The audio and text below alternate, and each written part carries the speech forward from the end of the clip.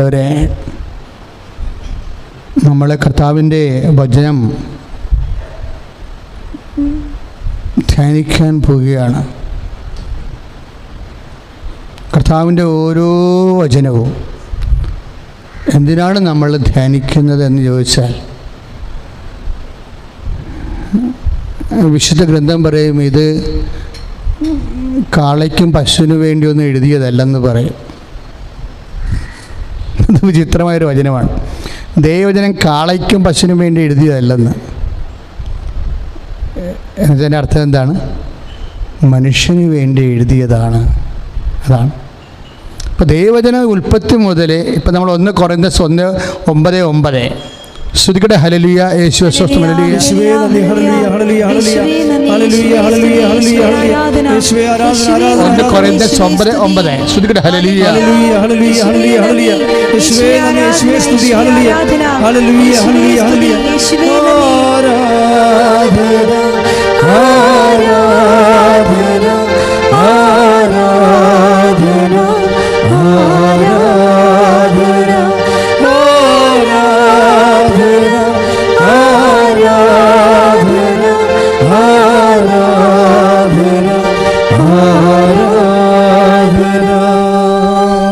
കൊരിന്ത്യർ 9:9 എന്തെന്നാൽ ഏറ്റു പറഞ്ഞേ, മോശയുടെ നിയമത്തിൽ എഴുതപ്പെട്ടിരിക്കുന്നു, ധാന്യം മെതിക്കുന്ന കാളയുടെ വായ നിങ്ങൾ മൂടിക്കെട്ടരുത്.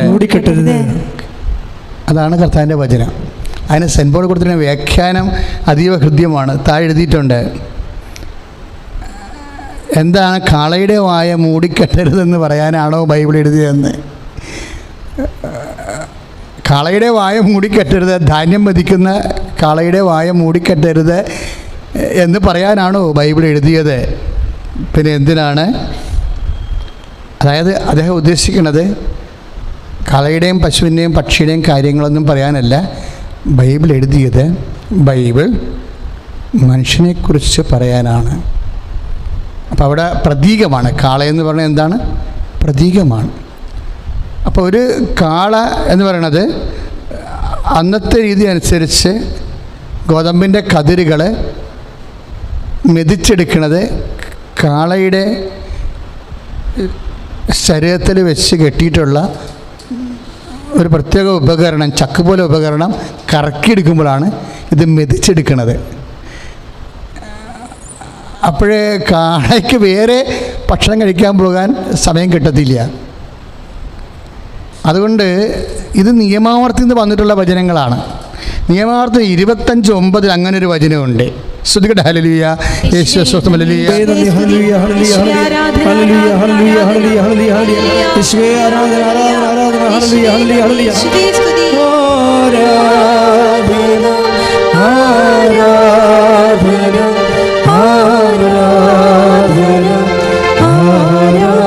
ആരാധന, ആരാധന, ആരാധന, ആരാധന, ആരാധന. നിയമാവർത്തനം 25:4 മെതിക്കുന്ന കാളയുടെ വായ കെട്ടരുത്. Praise the lord, praise the lord. മെതിക്കുന്ന കാളയുടെ വായ കെട്ടരുത്. അതിൻ്റെ അർത്ഥം എന്താണ്?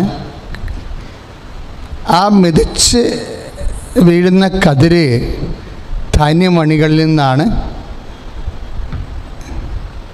കാള ആഹാരം കണ്ടെത്തേണ്ടത്. അതിനെ അനുവദിക്കണം. അത് അതിൻ്റെ അവകാശമാണ്. എന്താ അച്ഛൻ ഇങ്ങനെ പറയാൻ കാരണം വെച്ച് കഴിഞ്ഞാൽ, ഈ ദിവസങ്ങളിലെ ഒരു സഭാശ്രേഷ്ഠ പ്രാർത്ഥനാപരമായ ഒരു കാര്യത്തിനായി ഞങ്ങൾ കുറച്ച് നേരം ഇരുന്ന് പ്രാർത്ഥിക്കാനൊരവസരം ഉണ്ടായി. ഇപ്പോൾ ഞങ്ങൾ പ്രാർത്ഥിച്ചുകൊണ്ടിരിക്കുന്ന സമയത്ത് പെട്ടെന്ന് കർത്താവ് പറഞ്ഞു, എനിക്ക് 16:26 മെസ്സേജ് വന്നു. മത്തായി ശ്ലീഹായുടെ സുവിശേഷത്തിൻ്റെ 16:26 നമുക്കെല്ലാവർക്കും അറിയാവുന്ന വചനമാണ്. ലോകം മുഴുവനും നേടിയാലും നിൻ്റെ ആത്മാവ് നഷ്ടപ്പെട്ടാൽ നിനക്ക് എന്ത് പ്രയോജനം? അപ്പം എനിക്ക് ഈ വിഷയത്തിൽ ഈ വചനം വന്നോടുകൂടി നമ്മളത് വേറെ ചില കോണ്ടസ്റ്റിൽ വരുന്ന വചനങ്ങളാണ്. മഹാലോകായികമായ ജീവിത വ്യഗ്രതകളിൽ സ്വന്തം അധികാരം, സ്വന്തം സ്ഥാനം, സ്വന്തം സമ്പത്ത്, സ്വന്തം സൗന്ദര്യം, സ്വന്തം സ്വാധീനം, സ്വന്തം കസേര, ഇങ്ങനെ കുറേ സാധനങ്ങൾ ഉറപ്പിച്ചെടുക്കാനുള്ള വ്യഗ്രതയിൽ ആത്മാവിനെ നഷ്ടപ്പെടുന്നവർക്ക് വരുന്ന വചനങ്ങളാണ്. പക്ഷേ ഇവിടെ ഈ വചനം വന്നിരിക്കുന്നത് വേറൊരു കോണ്ടസ്റ്റാണ്. കാര്യം അതിൻ്റെ കൂടെയാണ് എൻ്റെ മനസ്സിൽ ഞാൻ സഭാശ്രേഷ്ഠയോട് പറഞ്ഞു, അതിൻ്റെ കൂടെ വന്ന വചനമാണ് ഈ നിയമാവർത്തനം 25:4. അതായത് മെതിക്കുന്ന കാളയുടെ വായ മൂടിക്കെട്ടരുത്. അപ്പോൾ ഇത് തമ്മിൽ ഭയങ്കര ഇൻ്റർകണക്ഷനാണ് ഈ വചനങ്ങൾ തമ്മിൽ. നമ്മളെപ്പോഴും നിങ്ങളൊരു കാര്യം ചെയ്യണം, വെറുതെ വചനം എടുത്ത് വായിക്കരുത്. ഭക്ഷണം പോലും വെറുതെ എടുത്ത് വായിലിടുന്ന ആൾക്കാരാണ് നമ്മൾ, പ്രാർത്ഥിക്കാതെ. അപ്പോൾ വചനം ഒരിക്കലും അങ്ങനെ ചെയ്യരുത്. പ്രാർത്ഥിക്കാതെ ഒരിക്കലും വചനത്തെ തുടരുത്. കുറച്ചു നേരം ഇരുന്ന് വചനമാണ് വായിക്കാൻ പോകുന്നത്, ദൈവമാണ് എന്നോട് സംസാരിക്കാൻ പോകുന്നത് എന്ന് വിചാരിച്ചുകൊണ്ട് കുറച്ച് മൗനത്തിന് ശേഷമേ, പ്രാർത്ഥനയ്ക്ക് ശേഷമേ വചനം തുറക്കാവൂ.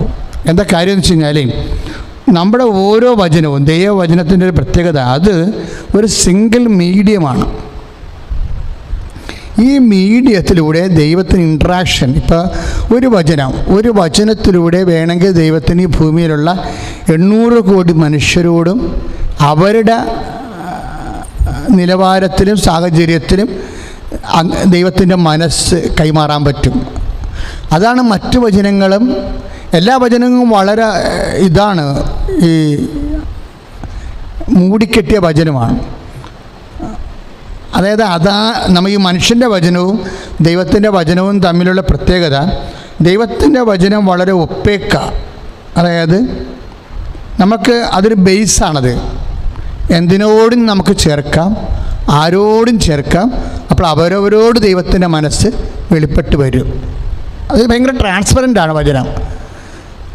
അല്ലാതെ ഒപ്പേക്കല്ല, ട്രാൻസ്പെറൻ്റാണ് വചനം.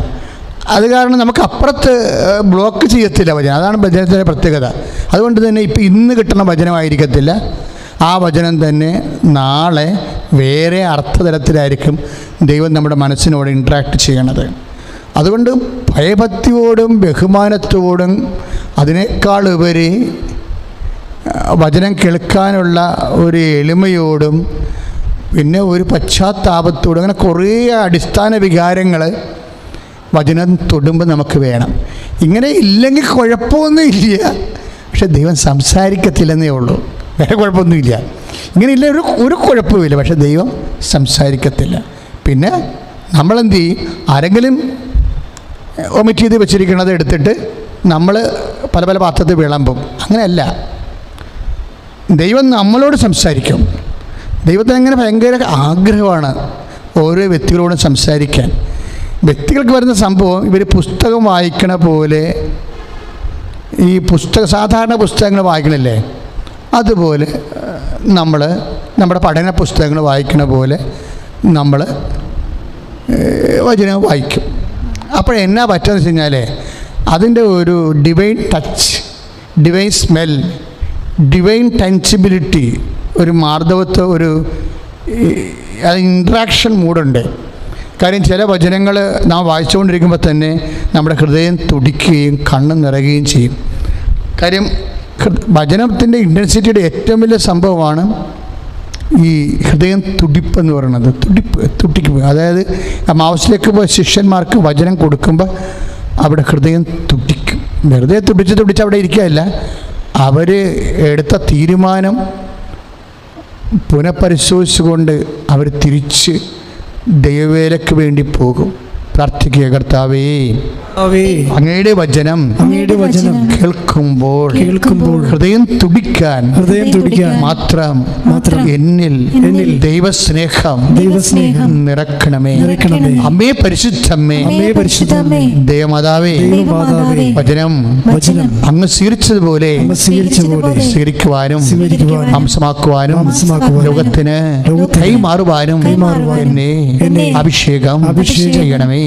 ശ്രുതിക്കട്ടെ ഹല്ലേലൂയ ഹല്ലേലൂയ ഹല്ലേലൂയ ഹല്ലേലൂയ ഹല്ലേലൂയ യേശുവേ ഹല്ലേലൂയ ഹല്ലേലൂയ ഹല്ലേലൂയ ഹല്ലേലൂയ ഹല്ലേലൂയ ഹല്ലേലൂയ ഹല്ലേലൂയ യേശുവേ സ്തുതി ഹല്ലേലൂയ ഹല്ലേലൂയ ഹല്ലേലൂയ ഹല്ലേലൂയ ഹല്ലേലൂയ ഹല്ലേലൂയ യേശുവേ സ്തുതി യേശുവേ ആരാധന.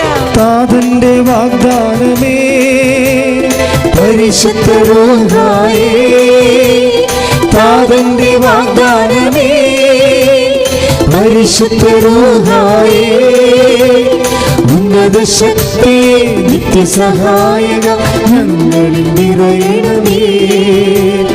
ഉന്നത ശക്തിയെ നിത്യസഹായക ഞങ്ങളിൽ നിറയണമേ, ഞങ്ങളിൽ നിറയണമേ.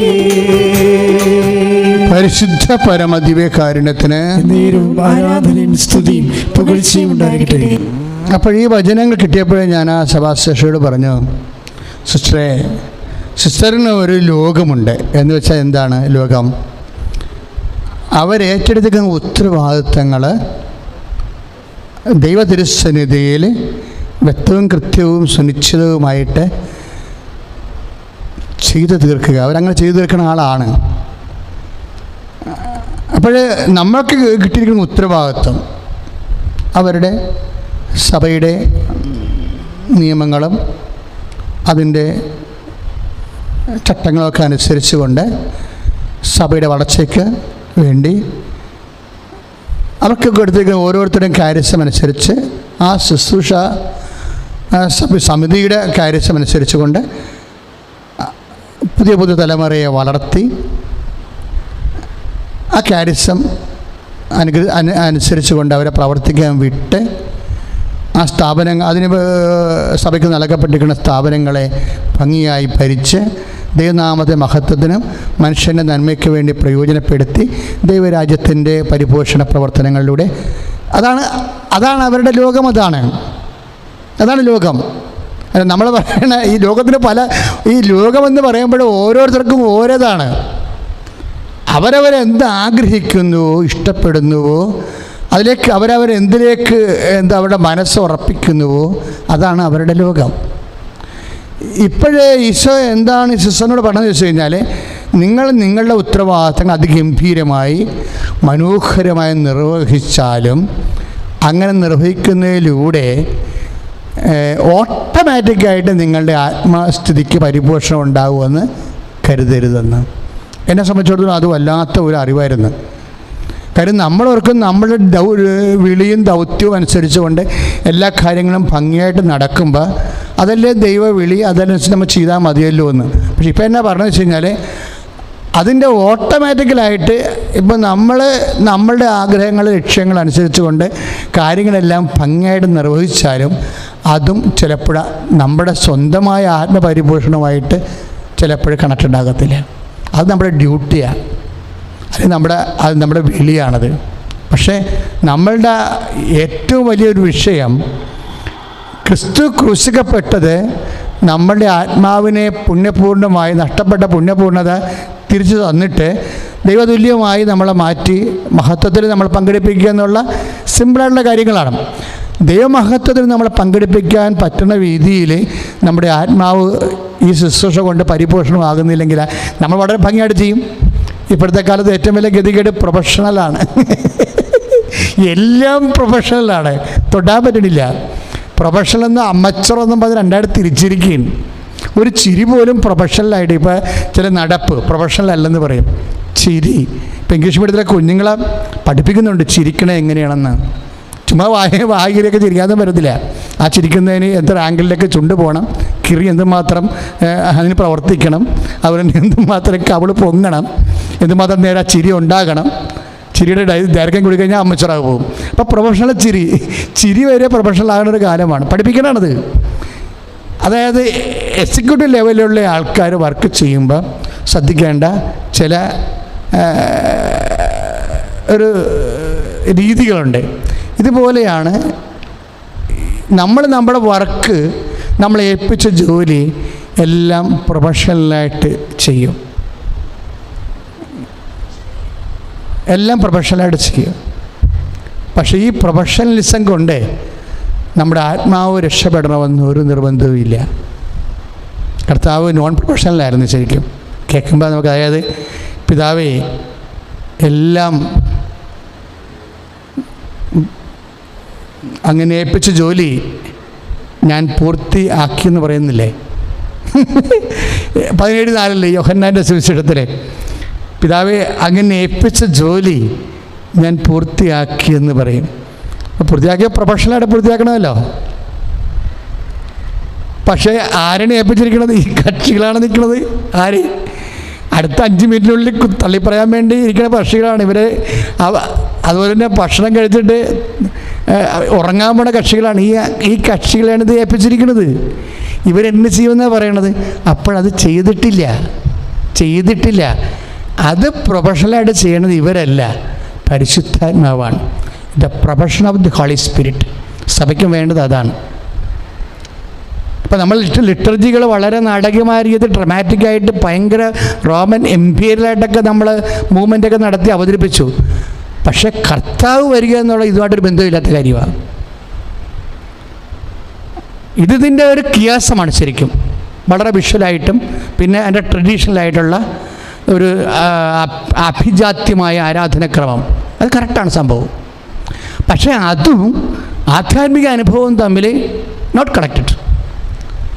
നമ്മളുടെ പ്രൊഫഷണലിസം നമുക്ക് സംഭവിക്കേണ്ടത്, എപ്പോഴും വരേണ്ടത്, ദൈവവും നമ്മളും പരിശുദ്ധാത്മാവ് എത്ര കണ്ട് ആ വ്യക്തിയിൽ, ആ വിഷയത്തിൽ, ആ ശുശ്രൂഷയിൽ പ്രവർത്തനക്ഷമമാകുന്നുവോ അതാണ് ആധ്യാത്മികമായ സ്പിരിച്വൽ പ്രൊഫഷണലിസം എന്ന് പറയുന്നത്. പ്രാർത്ഥിക്കുക, കർത്താവായ ദൈവമേ, എൻ്റെ ജീവിതത്തിലെ പരിശുദ്ധാത്മാവ് വ്യക്തതയോടെ പ്രവർത്തിക്കാൻ പറ്റുന്ന രീതിയിൽ എൻ്റെ ജീവിതത്തെയും ചിന്താഗതികളെയും പ്രാർത്ഥനാ സമർപ്പണങ്ങളെയും ക്രമീകരിച്ച് തരണമേ കർത്താവേ. എൻ്റെ വിജയവും എല്ലാം കർത്താവേ അടിസ്ഥാനപരമായി അങ്ങയിലാണ് ആശ്രയിച്ചിരിക്കുന്നത്. ശ്രദ്ധിക്കട്ടെ. ഹല്ലേലൂയ.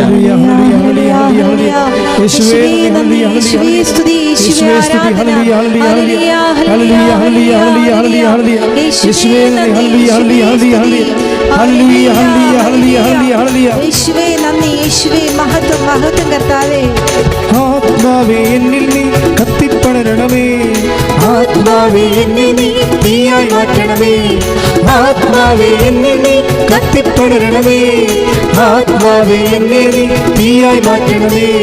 ജീവനേകും ആത്മാവേ, പുതുജീവനേകും ആത്മാവേ, തീയായി മാറാൻ എന്നിൽ അഗ്നി അയക്കണമേ. ജീവനേകും ആത്മാവേ, പുതുജീവനേകും ആത്മാവേ, തീയായി മാറാൻ എന്നിൽ അഗ്നി അയക്കണമേ. ആത്മാവേ എന്നെ നീ കത്തിപ്പടരണമേ, ആത്മാവേ എന്നെ നീ തീയായി മാറ്റണമേ, ആത്മാവേ എന്നെ നീ കത്തിപ്പടരണമേ, ആത്മാവേ എന്നെ നീ തീയായി മാറ്റണമേ. പരിശുദ്ധ പരമ ദിവ്യകാരുണ്യത്തിന് ആരാധനയും സ്തുതിയും പുകഴ്ചയും ഉണ്ടായിരിക്കട്ടെ. ഇനി ഞാൻ പറയുന്ന കാര്യങ്ങൾ കുറച്ചുകൂടി ഗൗരവമായിട്ട് ശ്രദ്ധിക്കണം. ഞാൻ ആ സിസ്റ്ററിനോട് ഉടനെ പറഞ്ഞത്, സിസ്റ്ററെ,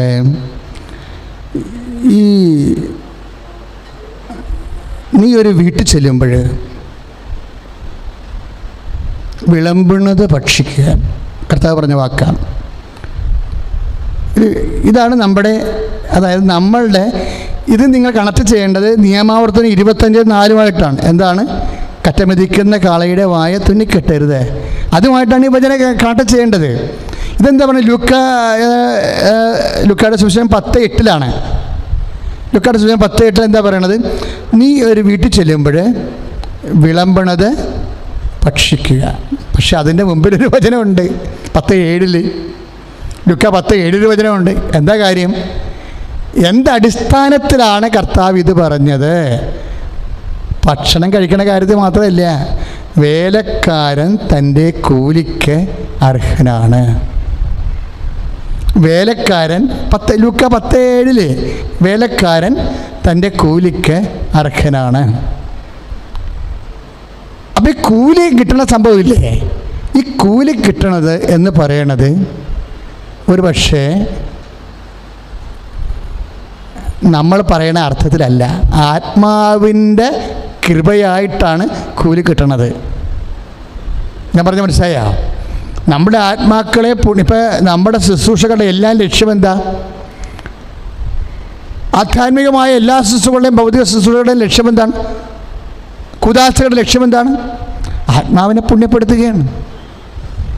അപ്പോൾ പുണ്യമാണ്, കൃപയാണ് കൂലി. ഈ കൂലി കിട്ടണമെന്ന് പറയുമ്പോൾ അവിടെയാണ് നമ്മൾ ശ്രദ്ധിക്കേണ്ടത്. കൂലി നമുക്ക് ക്യാഷായിട്ടും കൈൻഡായിട്ടും കിട്ടും.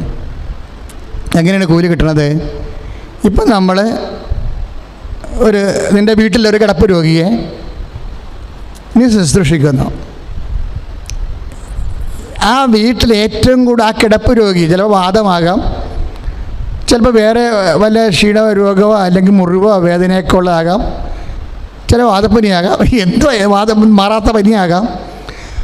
ഇനി നിങ്ങളൊരു കാര്യം ശ്രദ്ധിക്കണം, ആ വീട്ടിൽ പല ആൾക്കാരുണ്ട്, പക്ഷേ ഒരു പെർട്ടിക്കുലർ പേഴ്സണാണ് ഈ രോഗി, കിടപ്പ് രോഗിയെ ശുശ്രൂഷിക്കുന്നത്. ഇനി ഞാനൊന്ന് ചോദിക്കട്ടെ നിങ്ങളോട്, ആ കിടപ്പ് രോഗികളെ ശുശ്രൂഷിച്ചുള്ള അവസ്ഥ അറിയാമല്ലോ. ഒരിക്കലും ഒരു രോഗി ഇന്നുവരെ തൃപ്തനായിട്ട് ഞാൻ കണ്ടിട്ടില്ല. നമുക്ക് കഞ്ഞി കൊടുത്താൽ പറയിപ്പ് വേണ്ടെന്ന് പറയും, കുടിച്ചിട്ട് പകുതി അവിടെ വെക്കും. അപ്പോൾ നമ്മൾ പാത്രം കഴുകാൻ കൊണ്ട് ചോദിക്കുമ്പോൾ അയ്യോ കഞ്ഞി എന്തെന്ന് ചോദിക്കും തിരിച്ച്. അപ്പോൾ പാത്രം കഴുകി വെച്ചല്ലോ. അപ്പോൾ ഇവർ അതോടെ കൊടുത്ത, അപ്പോൾ അവർക്കപ്പോൾ വിശപ്പ് കെട്ടായിരുന്നു. അപ്പോൾ നമ്മളോടത്ത് ഈ പാത്രം കഞ്ഞി തണുത്ത് പോകല്ലേ, പാത്രം കഴുകി വെച്ചേക്കാന്ന് നമ്മൾ ചെയ്തു. പക്ഷേ അതിൻ്റെ പേരിൽ ചിലപ്പോൾ രോഗി ഇവരെ തോന്നിവാസം പറയുന്നു വരും. ഇങ്ങനെ ഒരു ദിവസം ഒരു 10 പ്രാവശ്യങ്ങളിൽ കിടക്കണ രോഗി ശുശ്രൂഷിക്കുന്ന ആളെ തോന്നിവാസം പറയും. അപ്പം നമ്മുടെ മനസ്സിൽ വിചാരിക്കും പിശാച് വല്ല വെള്ളമാണ്ട് മരിച്ചാൽ മതിയായിരുന്നു എന്ന്. സാധാരണ മനുഷ്യൻ ചിന്തിക്കണ കാര്യം ഞാൻ പറഞ്ഞതാണ്. ഞാനൊരു കാര്യം ചോദിക്കട്ടെ, ഈ വീട്ടിൽ 5 പേരുണ്ടല്ലോ, 5 പേരിൽ ആ രോഗിയിൽ നിന്ന് കൂടുതൽ വഴക്ക് വാങ്ങിക്കുന്നത് ആരാ? ഏറ്റവും കൂടുതൽ ശുശ്രൂഷിച്ച ആളാണ്. ശുശ്രൂഷിക്കാത്ത ആർക്കും ഒരു വഴക്കില്ല. ഉണ്ടോ? അവർ വല്ലപ്പോഴും വന്നിട്ട് അമ്മ സുഖമാണ് അമ്മ സുഖമാണെന്ന് ചോദിച്ചു കഴിയുമ്പോൾ അവരോട് ചിരിയും കളിയും ഒക്കെയാണ്. ശുശ്രൂഷിക്കുന്ന ആളുടെ ചിരിയും കളിയും ഇല്ല, ആട്ടും തുപ്പുമാണ്. ഈ ഒരു സെയിം തിങ് നിങ്ങൾ ചിന്തിച്ച് നോക്കിയാൽ മതി. ശുശ്രൂഷിക്കുന്ന ആളിന് എന്താ കിട്ടുന്നത്? ആട്ടും തുപ്പും വഴക്കും വൈരാഗ്യവും കെറവും ഒക്കെയാണ്. പല ആൾക്കാരും നമ്മൾ ശുശ്രൂഷിച്ചത് നമ്മളോട് വെറുപ്പോടു കൂടിയാണ് മരിച്ചു പോയെന്നുള്ള കാര്യം നിങ്ങൾ മനസ്സിലാക്കണം. സഹിച്ചുകൊണ്ടല്ല. നമ്മൾ പല ആൾക്കാരും അവർ മരിച്ചു പോയത് അവരെ ശുശ്രൂഷിക്കാത്തവരോടുള്ള സ്നേഹത്തോടു കൂടിയാണെന്ന് നിങ്ങൾ മനസ്സിലാക്കണം, വെറുപ്പോടു കൂടിയല്ല. അപ്പോൾ ഇവിടെ എന്താ സംഭവിച്ചിരിക്കുന്നത്? ഈ രോഗിയെ ശുശ്രൂഷിക്കുന്നതാണ് നമ്മുടെ ലോകം. മനസ്സിലായില്ലേ? ഈ രോഗിയെ ശുശ്രൂഷിക്കുന്നു, അവിടെ എല്ലാ ശരീര കാലാവസ്ഥകളും നോക്കിക്കൊണ്ട് അവരെ ശുശ്രൂഷിക്കുന്നു. രോഗിക്ക് ഒരിക്കലും ഒരു കാര്യം തൃപ്തിപ്പെടത്തില്ല. അവരെപ്പോഴും നമ്മുടെ ശുശ്രൂഷിക്കുന്നവരെ തിരിച്ചറ്റാക്ക് ചെയ്തുകൊണ്ടിരിക്കും. അപ്പം നമ്മൾക്ക് കിട്ടണ ഒരു സംഭവമുണ്ട്, അതാണ് നമ്മുടെ വിളമ്പണത് ഭക്ഷിക്കാൻ പറഞ്ഞതിൻ്റെ കാരണം. നീ ഒരു വീട്ടിൽ ചെല്ലുമ്പോൾ 10:8 വീടല്ല എവിടെ നിൻ്റെ ശുശ്രൂഷ മേഖല. അപ്പോസ്തലന്മാരെ ശുശ്രൂഷിക്കാൻ വേണ്ടിയാണ് കർത്താവ്. എന്നിട്ടാണ് നീ പറയണത് നീ വീട്ടിൽ ചെല്ലുമ്പോൾ ആ വീട്ടിൽ നിന്ന് വിളമ്പണത് ഭക്ഷിക്കാൻ പറയും. അപ്പം നമ്മുടെ ശുശ്രൂഷ മേഖലയുണ്ട്. ചിലപ്പോൾ ഭർത്താവാകാൻ നീ അതിൻ്റെ ശുശ്രൂഷ മേഖലയാണ്. അപ്പം നിൻ്റെ കുഞ്ഞുങ്ങളുണ്ടാവും, ഭാര്യ ഉണ്ടാവും. ഭാര്യയാകാൻ നീ അതിൻ്റെ ശുശ്രൂഷ മേഖലയാണ്. നിനക്ക് ഭർത്താവുണ്ടാവും, കുഞ്ഞുങ്ങളുണ്ടാവും, ഭർത്താവിൻ്റെ മാതാപിതാക്കന്മാരുണ്ടാവും. ചിലപ്പോൾ കെട്ടാതെ നിൽക്കുന്ന നാത്തൂന്മാരുണ്ടാവും. കെട്ടാതെ നിൽക്കണ നാത്തൂന്മാരെ എന്നെ ഒന്നും തെറ്റിദ്ധരിക്കരുത്. എനിക്ക് ഇന്ന് വരെ ഞാനൊരു 10-20 ലക്ഷം ആൾക്കാരെ കൗൺസിൽ ചെയ്തിട്ടുണ്ട്. അതായത് ഈ കെട്ടാതെ നിൽക്കുന്ന നാത്തൂന്മാരുള്ള കുടുംബങ്ങളിൽ കെട്ടി വന്നവരായിരിക്കും പിന്നീട് കൊച്ചുദ്രേശിയായിട്ടും അൽഫോൻസാമയായിട്ടൊക്കെ ദൈവത്തിൻ്റെ പുസ്തകത്തിൽ എഴുതപ്പെടുന്നത്. എന്താ കാരണം വെച്ചാൽ അതൊരു കുരിശു മരണമാണ്. അവരെ ഒന്നും നിങ്ങൾ കുറ്റം പറയരുത്. ചിലപ്പോൾ ഇപ്പം അവരെ കെട്ടാൻ നിൽക്കുന്നവർ ചിലപ്പോൾ അധികാര പ്രമത്തതയുള്ളവരായിരിക്കാം, ചിലപ്പോൾ രോഗികളായിരിക്കാം, ചിലപ്പോൾ നിനക്ക് ജീവിത പങ്കാളിയുണ്ട്, അവർക്ക് ജീവിത പങ്കാളി ഇല്ലാത്തത് കാരണം നിന്നോട് കുശുമ്പോൾ അസ്വസ്ഥത ഉണ്ടാകാം. ചിലപ്പോൾ നിനക്ക് നിൻ്റെ സമാധാനവും സന്തോഷവും സഹിക്കാത്ത വ്യക്തിയാകാം. ചിലപ്പോൾ നിൻ്റെ കുഞ്ഞുങ്ങളെ നീയുമായിട്ട് പിരിക്കാൻ അവരിഷ്ടപ്പെടുന്ന വ്യക്തിയാകാം. ഇങ്ങനെ പലതരത്തിലുള്ള കുരിശുകളുണ്ട്, എന്നിട്ട് ഭയങ്കര സ്റ്റണ്ടാണ് ചിലപ്പോൾ. പക്ഷേ ആധ്യാത്മികമായി നീ ഔന്നത്യം പ്രാപിച്ചില്ലെങ്കിൽ ആ വീട്ടിൽ ജീവിക്കാൻ പാടാണ്. നമ്മൾ ഭർത്താവിനോട് പറയും താൻ തന്നെ പെങ്ങളായിട്ട് ഭർത്താവ് ഞാൻ പറഞ്ഞു പറഞ്ഞുകൊണ്ട് നമ്മളെ കെട്ടുമുറുക്കി പോകും. പക്ഷെ ഒരു കാര്യം വ്യക്തമാണ്, ചില ആൾക്കാരെ അവരുടെ മാനസികാവസ്ഥകളെല്ലാം കണ്ടുകൊണ്ട് വളരെ സമാധാനത്തോടെ നിൽക്കും, ഒരക്ഷരം പറയാതെ. ഞാൻ ഈ കഴിഞ്ഞ ദിവസങ്ങളിൽ ഇവിടെ ശുശ്രൂഷ ചെയ്യാൻ വന്നപ്പോൾ ഞാൻ പറഞ്ഞു, അമ്മയുടെ സംസാരം വെള്ളിയാണെങ്കിൽ അമ്മയുടെ മൗനം സ്വർണ്ണമാണെന്ന് പറഞ്ഞു. എനിക്ക് ഫീൽ ചെയ്ത ഒരു കാര്യമാണ്. അമ്മ ചില സമയത്തൊക്കെ മിണ്ടാണ്ടിരിക്കും. അപ്പം ഞാനിവിടെ അതിജീവനം അമ്മയോടെ പോകുന്ന ശുശ്രൂഷയ്ക്ക് ഞാൻ പറഞ്ഞു, അമ്മയുടെ സംസാരങ്ങൾ, അമ്മ കുറേ സംസാരിക്കും, സംസാരിക്കാത്ത ആളൊന്നുമല്ല, ആവശ്യമുള്ള സ്ഥലത്ത് എല്ലാം സംസാരിക്കും. അത് ഈശ്വരനോട് സംസാരിക്കും, നീ എന്താ ഞങ്ങളോട് ഇങ്ങനെ ചെയ്തത് എന്നൊക്കെ ചോദിക്കുകയും ചെയ്യും. പക്ഷെ ചില സമയത്ത് ആൾ കംപ്ലീറ്റ് സൈലൻസ് ആകും. അപ്പോൾ എൻ്റെ മനസ്സിൽ എനിക്ക് തന്ന പരിശുദ്ധാത്മാവിൻ്റെ ഒരു രഹസ്യ വിചാരം എന്ന് പറയുന്നത്, അമ്മയുടെ സംസാരം വെള്ളിയാണ്, പക്ഷെ അമ്മയുടെ മൗനം സ്വർണ്ണമാണെന്ന്. മൗനം സ്വർണ്ണമാണ്. ഇപ്പം കെട്ടാൻ നിൽക്കുന്ന ഒരു നാത്തൂനുള്ള വീട്ടിൽ സ്വാഭാവികമായിട്ട് എന്നാ അവളെ കെട്ടാൻ നിൽക്കുന്ന കാരണം പല കാര്യങ്ങളുണ്ടാകാം. ചിലപ്പോൾ പണസംബന്ധമായ ആ വീട്ടിൽ ആ സമയത്ത് ഇല്ലാതെ വന്നാൽ, ചിലപ്പോൾ രോഗിയായി കാണാം, ചിലപ്പോൾ അവൾ അനിയത്ത് കയറി ആരെങ്കിലും ലൈനടിച്ച് അവരെ കെട്ടിയെന്ന് വരാം, അപ്പോഴും ചേട്ടൻ നിന്ന് പോയെന്ന് വരാം. പല സമ്മർദ്ദങ്ങളുണ്ടായും പാവം അങ്ങനെ നിന്ന് പോണതേ. ചിലപ്പോൾ സൗന്ദര്യത്തിൽ കുറഞ്ഞൊന്ന് വരാം, ചിലപ്പോൾ അവളെ കെട്ടിക്കേണ്ട സമയത്ത് വീട്ടിൽ അതിനേക്കാൾ വലിയ വേദനയും വിഷമമുള്ള ഒരു കാലമാകാം, പാവപ്പെട്ടവൾ നിന്ന് പോയി. ചിലപ്പോൾ അവൾക്ക് പുരുഷവിരോധമുള്ളവരുണ്ടാകും കുഴപ്പം. ഇപ്പം നമ്മൾ പുരുഷവിരോധം എന്ന് പറയണില്ലേ, ഇപ്പം നമ്മൾ ഫെമിനിസം എന്നൊക്കെ പറഞ്ഞാലും ഞാൻ എൻ്റെ മനസ്സിൽ മനസ്സിലാക്കിയിരിക്കുന്ന രീതി, എല്ലാ ഫെമിനിസ്റ്റുകളെ ഞാൻ പറയണില്ല, പക്ഷെ ചില ഫെമിനിസ്റ്റുകൾ അവർക്ക് മാസ്കുലിൻ ജെൻഡറാണ്. പക്ഷെ എന്ന് പറഞ്ഞാൽ അവർ യൂണക്സ് ഒന്നുമല്ല, അവർക്ക് അവരുടെ ബ്ലഡിൽ മാസ്കുലിൻ ട്രെൻഡ്സാണ് ഉള്ളത്. അല്ലാതെ അവർ ക്രോമസോമിൻ്റെ കാര്യം ഞാൻ പറയുകയല്ല. പക്ഷെ അവരുടെ ബ്ലഡിൽ മാസ്കുലിൻ ട്രെൻഡ്സ് ഉണ്ടാവും, പ്രവണത ഉണ്ടാവും. അപ്പോൾ അവരെല്ലാം സംബന്ധിച്ച് ആ രീതിയിൽ ആക്ട് ചെയ്യും. അപ്പോൾ അവർ ആക്ടിവിസ്റ്റാണെന്ന് നമുക്ക് തോന്നും, പക്ഷേ അവർ ആക്ടിവിസ്റ്റ് അല്ല, അവരുടെ സ്വഭാവമാണത്. നമ്മൾ ആട്രിബ്യൂഷൻ ചെയ്യണതാണ് ആക്ടിവിസം എന്ന് പറയുന്നത്. ചിലപ്പോൾ അങ്ങനെയുള്ള സ്ത്രീകൾ ചിലപ്പോൾ പുരുഷന്മാരെ അവർക്ക് മാസ്കുലിൻ ട്രെൻഡ് ബ്ലഡിലുള്ളിടത്തോളം കാലം മറ്റൊരു പുരുഷനെ കല്യാണം കഴിക്കുന്നതിന് വൈമുഖ്യം ഉണ്ടാകും. അപ്പോൾ അങ്ങനെയുള്ള ആൾക്കാർ വീട്ടിൽ നിൽക്കുമ്പോൾ ചിലപ്പോൾ പല സമയത്ത് ഇഷ്യൂസ് ഉണ്ടായിക്കൊണ്ടേയിരിക്കും. പക്ഷെ ഒരു ക്രിസ്ത്യാനി എന്ന് പറയുമ്പോൾ വേറെ വിഷയം ഉണ്ടാകും. കാര്യം ഇപ്പോൾ 2 സ്ഥലങ്ങളിൽ കുരിശിൻ്റെ പുറത്ത് പിള്ളേർ കയറി നിന്ന് കോമാളിത്തരം കാണിച്ചു. 2 സ്ഥലങ്ങൾ കേരളത്തിൽ ഭയങ്കര ചർച്ച ചെയ്യും. ഞാൻ എൻ്റെ ഫേസ്ബുക്കിൽ ആ വിഷയം ഡിസ്കസ് പോലും ചെയ്തിട്ടില്ല. എന്താ ചെയ്യാത്തതെന്ന് പറഞ്ഞാൽ, അത് കുട്ടികളെ ചെയ്തതല്ല, അത് സംഘടിതമായിട്ട് പ്രകോപനം ഉണ്ടാക്കുന്നതിന് വേണ്ടി ആ കുട്ടികളെന്ന് പറയുമ്പോൾ അവരാരും കേസിൽ പെടുത്താൻ പറ്റുന്ന കുട്ടികളല്ല. കൗമാരക്കാരെ മിക്കവാറും 18 വയസ്സിൽ താഴെയുള്ള കുഞ്ഞുങ്ങളെ മാത്രം സംഘടിപ്പിച്ചെടുത്തിട്ടുണ്ട് ചെയ്തിട്ടുള്ള ബോധപൂർവമായിട്ട് ചില വിഷയമാണ്. ഈ വിഷയങ്ങളുടെ പുറകെ പോയാൽ ഇനിയും വിഷയങ്ങൾ ഇതുപോലെ ഉണ്ടാകും. കാര്യം പർപ്പസ്ഫുള്ളായിട്ട് ചില വിഷയങ്ങൾ അജിറ്റേഷൻ ഉണ്ടാക്കിയെടുത്തിട്ട് അതിൻ്റെ പേരിൽ ചില മുതലെടുപ്പിന് വേണ്ടി ആഗ്രഹിക്കുന്ന ഒരു സമൂഹം കേരളത്തിൽ രൂപപ്പെട്ട് വന്നിട്ടുണ്ട്.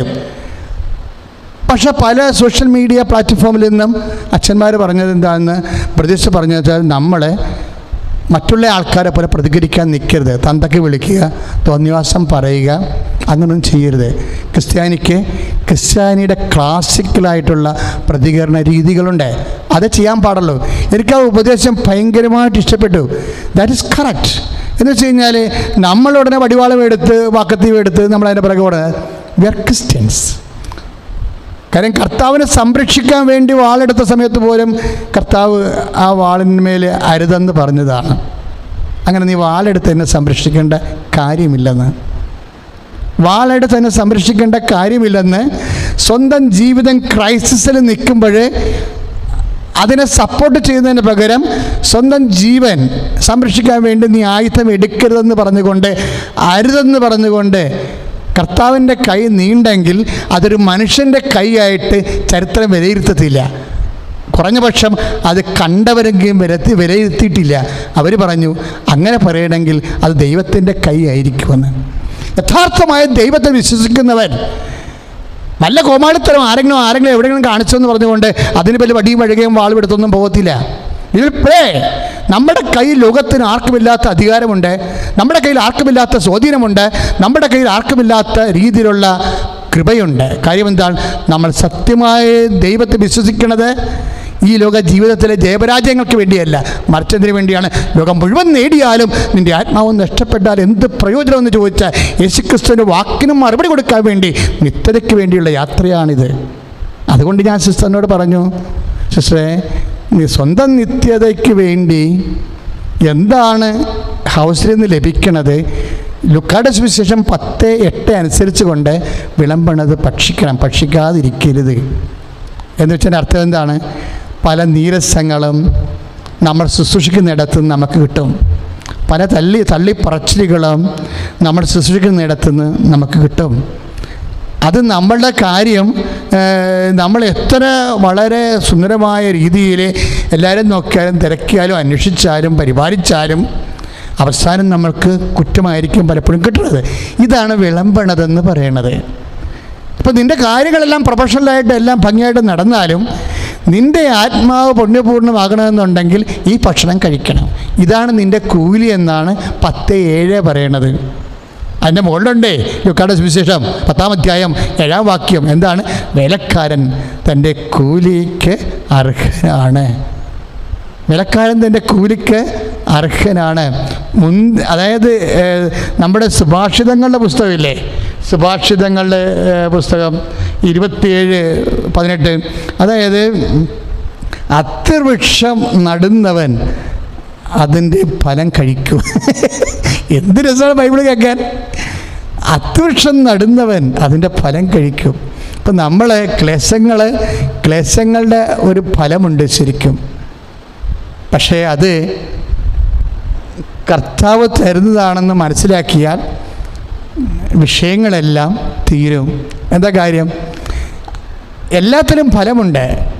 ക്ലേശങ്ങളുടെ ഫലം ആരാ തരണത്? അത് മനുഷ്യനല്ല, അത് കർത്താവാണ്. അതാണ് വചനം എഴുതിയിരിക്കുന്നത്. കർത്താവ് എനിക്ക് ക്ലേശങ്ങളുടെ അപ്പവും.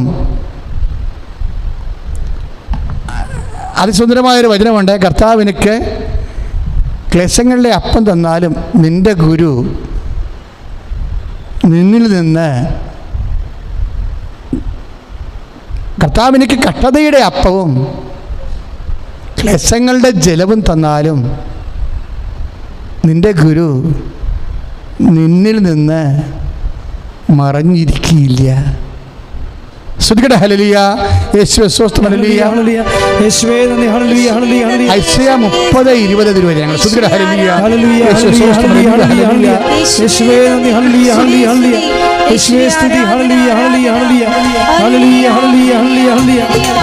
യേശുവേ നന്ദി. യേശുവേ സ്തുതി. കഷ്ടങ്ങൾ സാരമില്ല, നീ സാരമില്ല. കഷ്ടങ്ങൾ സാരമില്ല, കണ്ണീരും ആരാധനയും സ്തുതിയും പുകഴ്ചയും ഉണ്ടായിരിക്കട്ടെ. അപ്പോഴേ കഷ്ടങ്ങളുടെ അപ്പം തന്നാൽ നമ്മൾ ഐസയ 30:20 ഇപ്പോൾ വായിച്ചതുപോലെ, ഇപ്പോൾ ഈ രോഗിയിൽ നിന്ന് അല്ലെങ്കിൽ ശുശ്രൂഷ എവിടെയാണ് നീ ശുശ്രൂഷിക്കുന്നത് ആ ഇടത്തിൽ നിന്ന് നമുക്ക് കഷ്ടതയുടെ അപ്പം തന്നാലും, അപ്പോൾ ആ വ്യക്തിയല്ല, നമ്മൾ ശുശ്രൂഷിക്കുന്ന വ്യക്തിയല്ല, മറിച്ച് കർത്താവാണ് തരുന്നത് എന്നുള്ള തിരിച്ചറിവ്. കർത്താവാണ് തരുന്നത്. ഇതാണ് വിശ്വാസത്തിൻ്റെ ഒരു ഫ്ലോ എന്ന് പറയുന്നത്. അപ്പോൾ നമുക്ക് ഇതാണ് കൂലി എന്ന് പറയുന്നത്. അപ്പോൾ കൂലി തരണത് ആരാണ്? ഇപ്പം 10:7 നമ്മൾ വായിക്കുന്നു ലൂക്കായുടെ സുവിശേഷം. വേലക്കാരൻ തൻ്റെ കൂലിക്ക് അർഹനാണ്. 10:8 വായിക്കുന്നു വിളമ്പണത് ഭക്ഷിക്കാൻ. നമുക്ക് എന്താ തരണത് അത് ഭക്ഷിക്കണം. ഇപ്പം എന്താ പറയണത്? ഈ കൂലി തരണത് ആരാണ്? കർത്താവാണ്, അല്ലാതെ ആ രോഗിയല്ല. അതാണ് വിഷയം വരുന്നത്. ഇത് ഈ വചനത്തോട് കൂട്ടി വെക്കേണ്ടത് ഐസയ 30:20 എന്താണ്? കർത്താവ് എനിക്ക് ഏറ്റു പറഞ്ഞേ, കഷ്ടതയുടെ അപ്പവും ക്ലേശത്തിന്റെ ജലവും തന്നാലും നിന്റെ ഗുരു. അതാണ് പ്രശ്നം. ഇപ്പം കർത്താവല്ലത് ഗുരുവാ.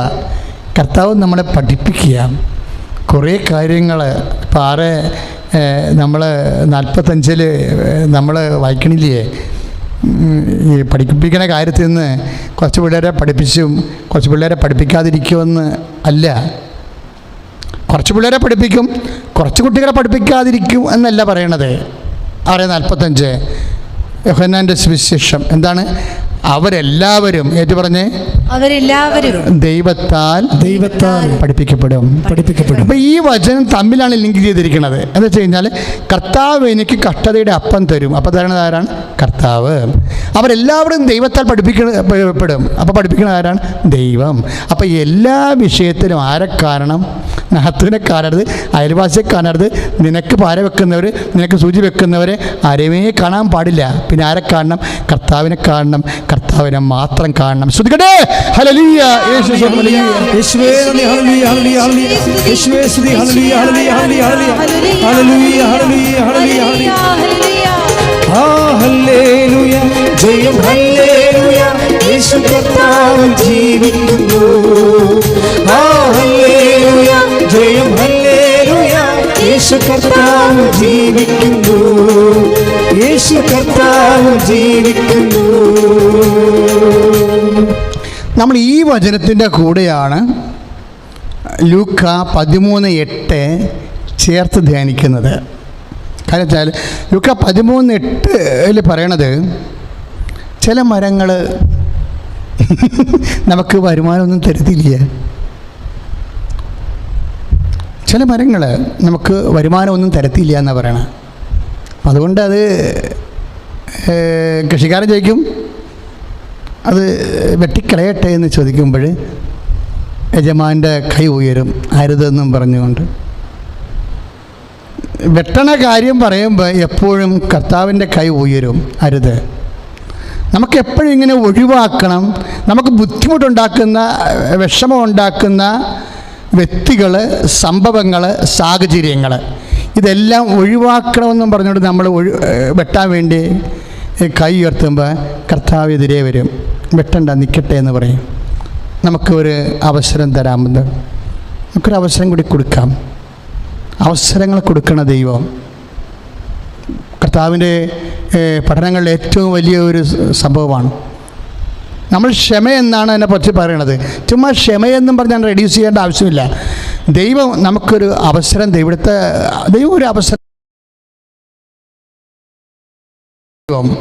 എന്തിനാണ് കൊടുക്കുന്നത്? ഇപ്പോൾ നമുക്ക് ഇപ്പോൾ വരുമാനം ഇല്ലാത്ത വിഷയം വെച്ച് കഴിഞ്ഞാൽ അവിടെ ഉദ്ദേശിക്കുന്നത് നമുക്ക് അനുകൂലമായി, നെഗറ്റീവല്ല, പോസിറ്റീവായിട്ടുള്ള വരുമാനമാണ്.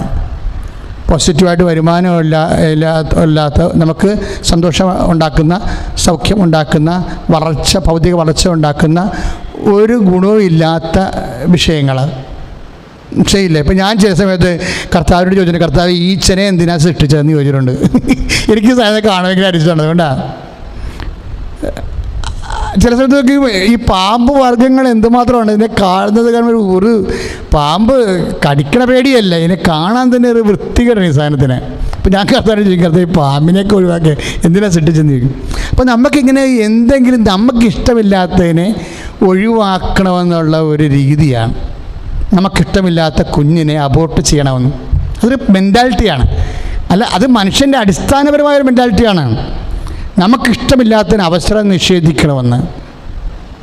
നമുക്കിഷ്ടമില്ലാത്തതിനെ അവസരം നിഷേധിക്കണം എന്ന് വെച്ചാൽ നമുക്ക് സുഖവും താല്പര്യവും സന്ധിപ്പും സമാധാനവും സന്തോഷവും സമ്പത്തും അധികാരവും പേരും തരാത്ത ഒന്നിനെയും വെച്ച് പൊടിപ്പിക്കരുത് എന്നുള്ള മനുഷ്യൻ്റെ അടിസ്ഥാനപരമായ നിലപാടിന് എതിരെയാണ് ക്രിസ്തു. അതാണ് കുരിശെന്ന് പറയണത്. കുരിശ് കാണുമ്പോൾ തന്നെ നോക്കുമ്പോൾ എന്തിൻ്റെ എതിരാണല്ല, എതിർചിഹ്നമാണല്ല കുരിശ്. അപ്പം നമ്മളെ സംബന്ധിച്ചിടത്തോളം നമുക്ക് സുഖം, നമുക്ക് സംരക്ഷണം, നമുക്ക് സമ്പത്ത്, നമുക്ക് അധികാരം, നമുക്ക് സന്തോഷം, നമുക്ക് സുരക്ഷിതത്വം, നമുക്ക് പേര്, നമുക്ക് പെരുമ, ഇങ്ങനെ തരാത്ത എല്ലാ സാഹചര്യങ്ങളും വ്യക്തികൾക്കും അവസരം നിഷേധിക്കുക എന്നുള്ള നിലപാടാണ് ലോകത്തുള്ള നിലപാട്. ഈ നിലപാടിനെതിരാണ് ഈശോ പറയണത് 13:8 അതവിടെ നിൽക്കട്ടെ എന്ന് പറയണത്. ഒരു പക്ഷേ നമുക്കൊന്നുകൂടി ട്രൈ ചെയ്യാം, നാളെ കുറച്ചുകൂടി മെച്ചമായിരിക്കും. അയ്യോ, എന്നാ ഒരു വചനമാ കർത്താവിൻ്റെത്. അതായത് നാളെ കുറച്ചുകൂടി മെച്ചമായിരിക്കുമെന്ന്. മനുഷ്യരാശിയുടെ ഹൃദയത്തിലേക്ക് ദൈവയുടെ മനുഷ്യാവതാരം ചെയ്തപ്പോൾ വിട്ടിട്ട് പോയ വിത്തതാണ്. നാളെ ഇന്നിങ്ങനെയാണെങ്കിൽ വിഷമിക്കണ്ട, നാളെ നിന്റെ ജീവിതം, നിന്റെ വീട്, നിന്റെ ഭാവി കുറച്ചുകൂടി മെച്ചമായിരിക്കും. ശ്രുതിക്കട്ടെ. ഹല്ലേലൂയ. ഹല്ലേലൂയ ഹല്ലേലൂയ യേശുവേ ഹല്ലേലൂയ ഹല്ലേലൂയ യേശുവേ സ്തുതി ഹല്ലേലൂയ ഹല്ലേലൂയ ഹല്ലേലൂയ യേശുവേ ഹല്ലേലൂയ ഹല്ലേലൂയ ഹല്ലേലൂയ യേശു നല്ലവൻ അവൻ നല്ലവൻ അവൻ ദയയോ എന്നുമുള്ളത് യേശു നല്ലവൻ അവൻ നല്ലവൻ അവൻ ദയയോ എന്നുമുള്ളത് പെരുവെള്ളത്തിൻ നിറച്ചിൽ മഴ സ്തുതിച്ചിടുക നാം അവന്റെ നാമം പെരുവെള്ളത്തിൻ നിറച്ചിൽ മഴ സ്തുതിച്ചിടുക നാം അവന്റെ നാമം ഹല്ലേലൂയ ഹല്ലേലൂയ ഹല്ലേലൂയ ഹല്ലേലൂയ മഹത്വവും ന്യായവും സ്തോത്രവും ബഹുമാൻ ശക്തിയും ബലവും യേശുവിനെ ആമേൻ മഹത്വവും ന്യായം സ്തോത്രവും ബഹുമാൻ ശക്തിയും ബലവും യേശുവിനെ നാളെ കുറച്ചുകൂടി മെച്ചമായിരിക്കും എന്ന് പറയുന്ന ദൈവത്തിൻ്റെ അവസരം കൊടുക്കുന്ന അപ്പൻ്റെ കാത്തിരിപ്പിൻ്റെ മാനസികാവസ്ഥയില്ലേ, അതാണ് ദൈവം മനസ്സെന്ന് പറയുന്നത്. ശരിക്കും നമ്മളൊന്ന് ധ്യാനിച്ച് നോക്കിയാലേ നമ്മളീ ധൂർത്തപുത്രൻ എന്ന നെഗറ്റീവായിട്ട് പറയുന്ന ഒരു കഥയില്ലേ, അതിലെന്താ ശരിക്കും പറഞ്ഞാൽ എൻ്റെ അടിയൊഴുക്ക് എന്താണ്? ഒരവസരം കൂടി കൊടുക്കണം, മകനാകാൻ ഒരു അവസരം കൂടി. അയ്യോ എന്ത് രസമാണ് കേൾക്കാൻ. മകനാകാൻ ഒരവസരം കൂടി കൊടുക്കണം പിതാവിൻ്റെ കഥയാണത്. അവനൊരു അവസരം ചോദിച്ചില്ല, അവസരം ചോദിച്ചില്ല. അവൻ പറഞ്ഞു, അപ്പാ അബദ്ധം ഒത്തിരി വന്നുപോയപ്പാ എന്ന് പറയും. അവൻ കണ്ണുനീരോടെയാണ് പറയണത്, എല്ലും കോലുമായെന്ന് പറഞ്ഞത്. അപ്പാ ഒത്തിരി അബദ്ധങ്ങൾ വന്നുപോയപ്പാ, ഒരബദ്ധം തന്നെയാണ് എൻ്റെ ജീവിതം. എങ്കിലും ഈ വേദിക്കെട്ടിൻ്റെ ഉള്ളിൽ നിൻ്റെ വേലക്കാരനാകാൻ ഒരവസരം. അയ്യോ എന്തൊരു ചോദ്യമാണ് അവൻ്റെ. അപ്പാ അബദ്ധങ്ങൾ വന്നുപോയപ്പാ, എങ്കിലും നിൻ്റെ വേലിക്കെട്ടിനുള്ളിൽ ഒരു വേലക്കാരനാകാൻ ഒരവസരം. വേലക്കാരൻ അത് കെഞ്ചി ചോദിക്കുകയാണ്. ആ ചോദ്യത്തിൻ്റെ മുമ്പിൽ അപ്പൻ തളർന്നിട്ട് പറയും, അങ്ങനെ വേലക്കാരനാകാൻ ഒരവസരം നിനക്ക് അതിൻ്റെ ധർമ്മമല്ല. എന്നിട്ട് അപ്പം പറയും, നിങ്ങൾ അവന് കൈവിരലിലെ മോതിരമിട്. പിന്നെ അപ്പം വേലക്കാരോട് പറയും, നിങ്ങൾ അവന് കാലിൽ ചെരുപ്പിട്. എന്നിട്ട് അപ്പം വേലക്കാരനോട് പറയും, നിങ്ങളവന് നല്ല ഉടുപ്പ് കൊണ്ടുവന്നിട്, ഞാൻ എൻ്റെ കണ്ണ് നിറഞ്ഞൊന്ന് കാണട്ടവനെ, പണ്ടത്തെ എൻ്റെ മകനല്ലേ, അവനൊന്ന് കാണട്ടെ. പിന്നെ പറയും, നിങ്ങൾ കൊഴുത്ത കാളക്കുട്ടിയെ കൊല്ല്, നിങ്ങൾ വിരുന്നൊരുക്ക്, നമുക്കൊരുമിച്ച് ഭക്ഷിക്കാം, നൃത്തക്കാരെ വിളിച്ചുകൊണ്ട് വാ. ഇങ്ങനെ അപ്പനിങ്ങനെ എല്ലാം പറയുമ്പോൾ അപ്പം പറയാതെ പറയണ ഒരു കാര്യമുണ്ട്. 15:22, അതായത് മകനെ നിനക്കൊരവസരം വേലക്കാരനായി ചോദിച്ചാണ് നീ, പക്ഷെ ഞാൻ നിനക്ക് തരണത് മകനാകാൻ കൂടി ഒരു അവസരമാണ്. അത് നിനക്ക് തരണ ധർമ്മമല്ല, അത് നിനക്ക് തരണ ഔദാര്യമല്ല, അത് നിനക്ക് തരണ ഓശാരമല്ല, അത് ഞാൻ നിനക്ക് തരണ അവകാശമാണ്. ശ്രദ്ധിക്കട്ടെ. ഹല്ലേലൂയ. യേശുവേ സ്തോത്രം. ഹല്ലേലൂയ ഹല്ലേലൂയ ഹല്ലേലൂയ യേശുവേ ഹല്ലേലൂയ ഹല്ലേലൂയ യേശുവേ മഹത്വം മഹത്വം. ഹല്ലേലൂയ ഹല്ലേലൂയ ഹല്ലേലൂയ യേശുവേ ഹല്ലേലൂയ ഹല്ലേലൂയ യേശുവേ ഹല്ലേലൂയ ഹല്ലേലൂയ ഹല്ലേലൂയ ആ ഹല്ലേലൂയ ജയം ഹല്ലേലൂയ യേശു കർത്താവ് ജീവിക്കുന്നു. ആ ഹല്ലേലൂയ ജയം ഹല്ലേലൂയ യേശു കർത്താവ് ജീവിക്കുന്നു. യേശു കർത്താവ് ജീവിക്കുന്നു. പരിശുദ്ധ പരമദിവ്യകാരുണ്യത്തിന് ആരാധനയും സ്തുതിയും പുകഴ്ചയും. ഈ അപ്പൻ്റെ മാനസികാവസ്ഥകൾ പിന്നെയും വെളിവാകുന്നത് മത്തായി 20:15 അപ്പൻ എന്തുകൊണ്ടാണ് ഇങ്ങനെയൊക്കെ ഒരു, അതായത് വേലക്കാരൻ്റെ അവസരം ചോദിച്ചവന് മകൻ്റെ അവകാശം കൊടുത്തിട്ട് പറയും, അത് ഔദാര്യമല്ല, നിൻ്റെ അവകാശമാണെന്ന് പറയുന്ന അപ്പൻ്റെ മനസ്സില്ലേ. ഇതാണ് ദൈവ മനസ്സ്. എന്നിട്ട് ഈ ദൈവ മനസ്സ് വെളിപ്പെടുത്തുന്ന പുസ്തകത്തിനെക്കുറിച്ചാണ് പൗലോസ് പറഞ്ഞത്, ഇത് കാളയെക്കുറിച്ച് എഴുതിയിട്ടില്ല. കാളയെക്കുറിച്ച് പറഞ്ഞാലും ദൈവത്തിൻ്റെ മനസ്സിൽ നീയാണ്, മനുഷ്യനാണ്. ശ്രുതികട. ഹല്ലേലൂയ.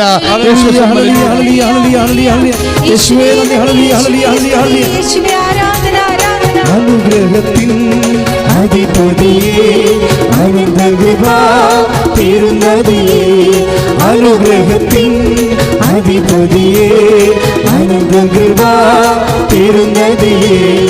അനുദിനം നിൻ പദം ഗതിയേ അടിയനു നിൻ കൃപമതിയേ അനുദിനം നിൻ പദം ഗതിയേ അടിയനു നിൻ കൃപമതിയേ.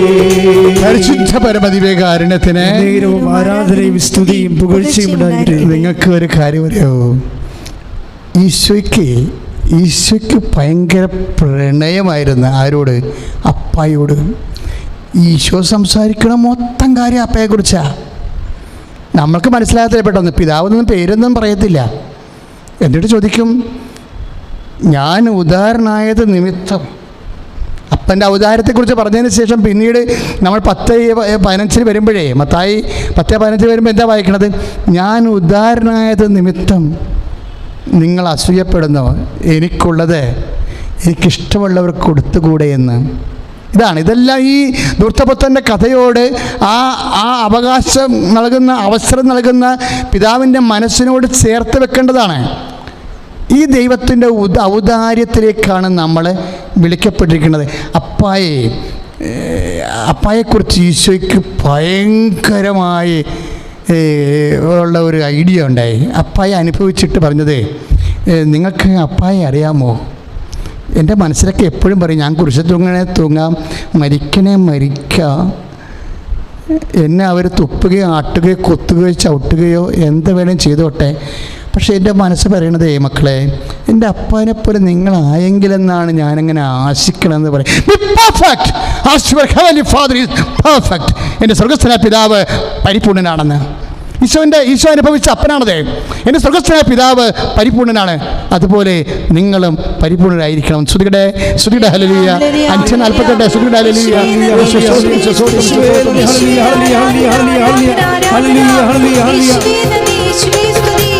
പിതാവേ ദൈവമേ അവിടുത്തെ രാജ്യം വരേണമേ, അങ്ങേ തിരുഹിതം ഭൂമിയിൽ എന്നും നിറവേറിടേണമേ. പിതാവേ ദൈവമേ അവിടുത്തെ രാജ്യം വരേണമേ, അങ്ങേ തിരുഹിതം ഭൂമിയിൽ എന്നും നിറവേറിടേണമേ. ഹല്ലേലൂയ ഹല്ലേലൂയ ഹല്ലേലൂയ ഹല്ലേലൂയ.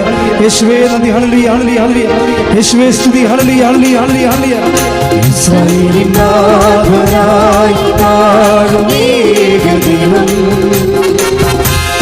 സത്യജീവമാർഗ്ഗമാണു ദൈവം. നിത്യനായി ഭൂമിയിൽ പിറന്നു സ്നേഹദൈവം, നിത്യജീവനേകിടുന്നു ദൈവം. പിതാവേ ദൈവമേ അവിടുത്തെ രാജ്യം വരേണമേ, അങ്ങേ തിരുഹിതം ഭൂമിയിൽ എന്നും നിറവേറിടേണമേ. ഇസ്രായേലിൻ നാഥനായി വാഴും ഏകദൈവം, സത്യജീവമാർഗ്ഗമാണു ദൈവം. മധ്യനായി ഭൂമിയിൽ പിറന്നു സ്നേഹദൈവം, നിത്യജീവനേകിടുന്നു ദൈവം. പിതാവേ ദൈവമേ അവിടുത്തെ രാജ്യം വരേണമേ, അങ്ങേ തിരുഹിതം ഭൂമിയിൽ എന്നും നിറവേറിടേണമേ. പിതാവേ ദൈവമേ അവിടുത്തെ രാജ്യം വരേണമേ, അങ്ങേ തിരുഹിതം ഭൂമിയിൽ എന്നും നിറവേറിടേണമേ. പരിശുദ്ധ പരമദിവ്യകാരുണ്യത്തിന് ആരാധനയും സ്തുതിയും പുകഴ്ചയും ഉണ്ടാകട്ടെ. കർത്താവിൻ്റെ വചനം വളരെ ഹൃദ്യമായി ഈശോ നമുക്ക് പകർന്നു തന്നു. നമ്മുടെ രോഗസൗഖ്യ പ്രാർത്ഥനയിലേക്ക് പ്രവേശിക്കുകയാണ്. കൃപാസനത്തിൻ്റെ അൾത്താര പരിശുദ്ധമ്മ ജീവനോടെ പ്രത്യക്ഷപ്പെട്ട അൾത്താരയിലാണ് ആരാധന നടത്തുന്നതുകൊണ്ട് തന്നെ നിങ്ങളുടെ ഓരോ സങ്കടങ്ങൾക്കും അമ്മയുടെ നിരന്തരമായ മാധ്യസ്ഥം ഉണ്ടതിൻ്റെ തെളിവ് കൃപാസനത്തിൻ്റെ യൂട്യൂബിലെ സാക്ഷ്യങ്ങൾ കേട്ടാൽ മനസ്സിലാകും. സാക്ഷ്യം നിലക്കാത്ത, അപ്പനുറങ്ങാത്ത വീടെന്ന് പറഞ്ഞ പോലെ സാക്ഷ്യം നിലക്കാത്ത അൾത്താരയാണിത്. കാര്യം എന്താണ്? അമ്മ നിരന്തരം മധ്യസ്ഥം വഹിക്കുന്നത് കൊണ്ടാണ്. ഈശോ ഇടപെടാവുന്ന വിഷയങ്ങളിലും ഇടപെടാൻ പാടില്ലാത്ത വിഷയങ്ങളിലുമൊക്കെ ഇടപെട്ടുകൊണ്ട് മക്കൾ ലൈവിൽ തന്നെ കയറി വന്ന് സാക്ഷ്യം പറയാൻ വേണ്ടി വരുന്നവരുടെ എണ്ണം ഈ ലോക്ക്ഡൗൺ കാലത്ത് ഗൂഗിൾ മീറ്റിൽ എന്തുമാത്രമാണ് വരണത്. എന്ത് സന്തോഷത്തോടും ആശ്വാസത്തോടും അവരത് പറയണത്. അതുകൊണ്ട് ഞങ്ങളെപ്പോഴും ജനങ്ങളുടെ വേദനകളുമായിട്ടാണ്, ജനങ്ങളുടെ ഭാരങ്ങളുമായിട്ടാണ് മുമ്പിൽ നിൽക്കുന്നത്. കാരണം എന്താണെന്ന് വെച്ച് കഴിഞ്ഞാൽ ലോകത്ത് അവൻ മാത്രമേ പറഞ്ഞിട്ടുള്ളൂ. എന്താണ് പറഞ്ഞത്? നമ്മുടെ ഭാരങ്ങൾ ആണ് അവൻ ചുമന്നത്, നമ്മുടെ രോഗങ്ങൾ ആണ് അവൻ വഹിച്ചത്. ഭാരങ്ങൾ ചുമക്കാനും രോഗങ്ങൾ വഹിക്കാനും അവൻ മനുഷ്യൻ്റെ അവതാരത്തിലെത്തുമ്പോഴേ അവൻ പറഞ്ഞു, അധ്വാനിക്കുന്നവനെ, ഭാരം വഹിക്കുന്നവനെ എൻ്റെ അടുക്കൽ വരിക. എന്നിട്ട് അവൻ പറഞ്ഞു, അവസാന കാലം വരെ ഞാൻ നിങ്ങളോട് കൂടെ ഉണ്ടായിരിക്കും, അവസാന കാലം വരെ ഞാൻ നിങ്ങളോട് ഉണ്ടായിരിക്കുമെന്ന് അരുളിച്ചതവൻ. അർത്ഥവത്തായിട്ട് വാക്ക് പാലിക്കുന്നതാണ് അൾത്താരയിൽ പരിശുദ്ധ കുർബാനയുടെ ആരാധന സാന്നിധ്യമെങ്കിൽ ഭാരം വഹിക്കേണ്ട, ഭാരം എടുത്തു വെക്കേണ്ട, രോഗങ്ങൾ ഏൽപ്പിക്കേണ്ട സ്ഥലമാണിത്. അത് മനസ്സിലാക്കിക്കൊണ്ട് തന്നെ അമ്മയുടെ മധ്യസ്ഥത്തിലെ കർത്താവിൻ്റെ കൃപയിൽ മക്കൾ സ്തുതിക്കട്ടെ, സ്തുതിക്കട്ടെ, സ്തുതിക്കട്ടെ, സ്തുതിക്കട്ടെ.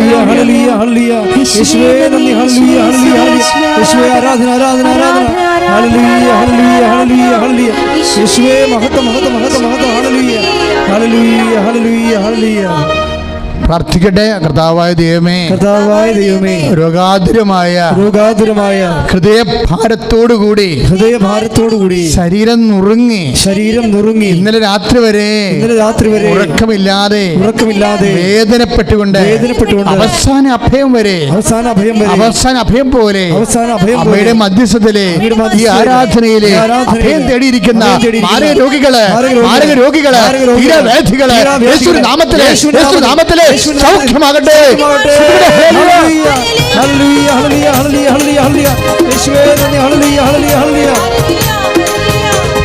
രോഗമെല്ലാം മാറിടട്ടെ, കഷ്ടമെല്ലാം നീങ്ങിടട്ടെ. രോഗമെല്ലാം മാറിടട്ടെ, കഷ്ടമെല്ലാം നീങ്ങിടട്ടെ. തിരുമുറിവിനാൽ സുഖപ്പെടട്ടെ, തിരുമുറിവിനാൽ സുഖപ്പെടട്ടെ. സ്നേഹത്തോടെ പാടുക. രോഗമെല്ലാം മാറിടട്ടെ, കഷ്ടമെല്ലാം നീങ്ങിടട്ടെ. രോഗമെല്ലാം മാറിടട്ടെ, കഷ്ടമെല്ലാം നീങ്ങിടട്ടെ. തിരുമുറിവിനാൽ സുഖപ്പെടട്ടെ, തിരുമുറിവിനാൽ സുഖപ്പെടട്ടെ.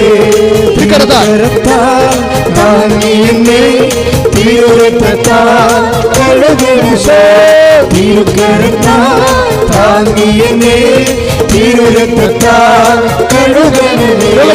പെരുമഴപ്പോൾ തീയട്ടെ, പെരുമഴപ്പോൾ തീയട്ടെ.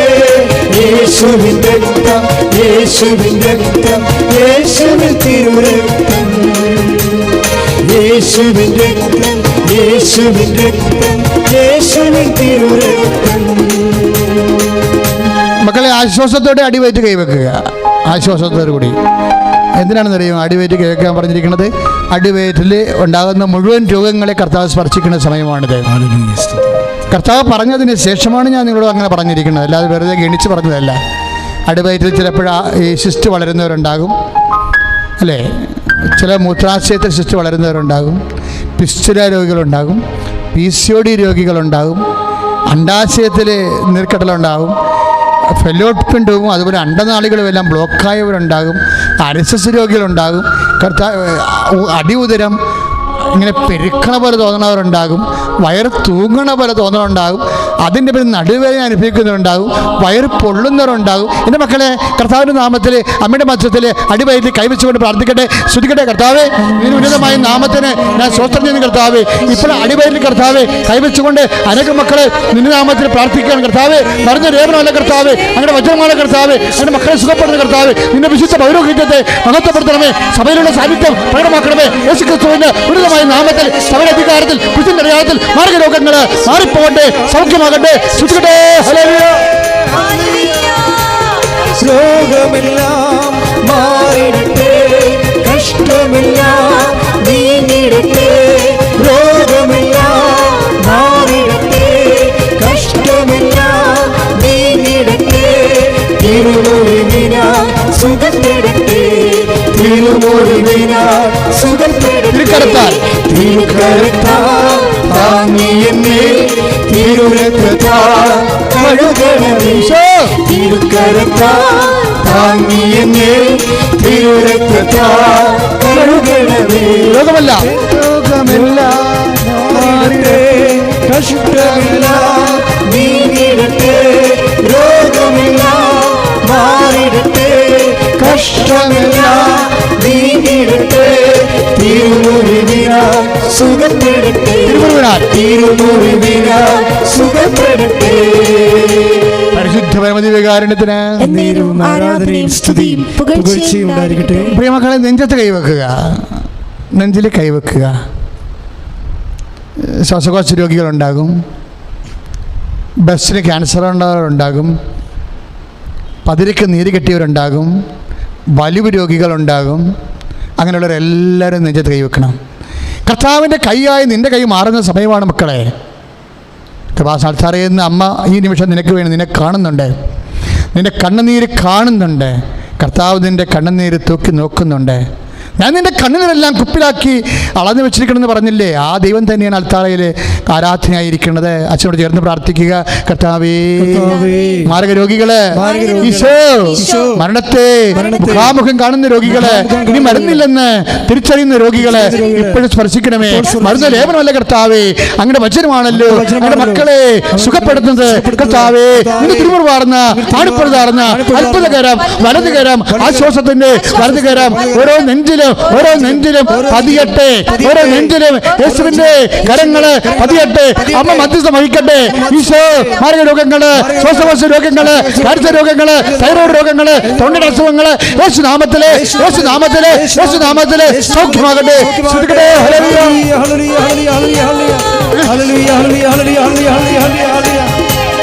രോഗമെല്ലാം മാറിടട്ടെ, കഷ്ടമെല്ലാം നീങ്ങിടട്ടെ, രോഗമെല്ലാം മാറിടട്ടെ, കഷ്ടമെല്ലാം നീങ്ങിടട്ടെ, തിരുമുറിവിനാൽ സുഖപ്പെടട്ടെ, തിരുമുറിവിനാൽ സുഖപ്പെടട്ടെ. പരിശുദ്ധ പരമദിവ്യകാരുണ്യത്തിന് ആരാധനയും സ്തുതിയും പുകഴ്ചയും ഉണ്ടായിരിക്കട്ടെ. ഇനി മക്കളെ ശിരസിലാണ് കൈവെക്കേണ്ടത്. കർത്താവേ, നിൻ്റെ കൈ ആയിരിക്കണമേ എന്ന് പ്രാർത്ഥിച്ചാൽ മതി. നീ കൈവെക്കുമ്പോൾ പറയണം, കർത്താവേ, ഇത് നിൻ്റെ കൈ ആയിരിക്കണമേ എന്ന് പ്രാർത്ഥിക്കണം. അടിപ്പുറ പോലെ വൈദാഖാമ ദൈവികമായ ശക്തി നിലയിലേക്ക് ആവശ്യിക്കാൻ വേണ്ടി അഭിഷിക്തം പ്രാർത്ഥിക്കുന്ന ആരാധിക്കുന്ന സമയമാണ്. കർത്താവേ, അനേകം മക്കൾ ഇപ്പോഴേ വേദനയോടെ തലയിൽ കൈവച്ച് പ്രാർത്ഥിച്ചുകൊണ്ടിരിക്കണം. ഈശോ, കർത്താവേ, മുഴുക്കത്ത് നൽകുന്ന വിശുദ്ധമായ രക്തം ആ തലകളിലേക്ക് കൊടുക്കണമെന്ന് പ്രാർത്ഥിക്കുന്നു. ഈശോ, തലയുടെ ഉള്ളിൽ വേദനയുള്ളവരുണ്ട് കർത്താവേ. തലയുടെ ഉള്ളിലെ മസ്തിഷ്കങ്ങളിലെല്ലാം കർത്താവ് രക്തോട്ടം കുറവുള്ളവരുണ്ട് കർത്താവേ. അവിടെയും ശിച്ചുള്ളവരുണ്ട് കർത്താവേ.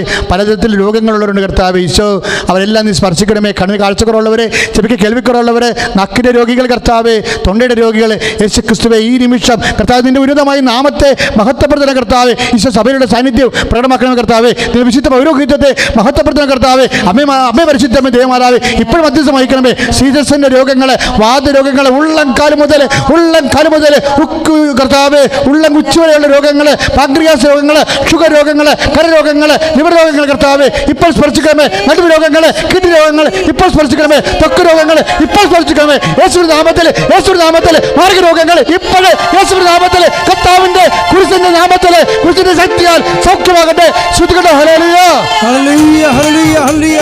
യേശുവേ,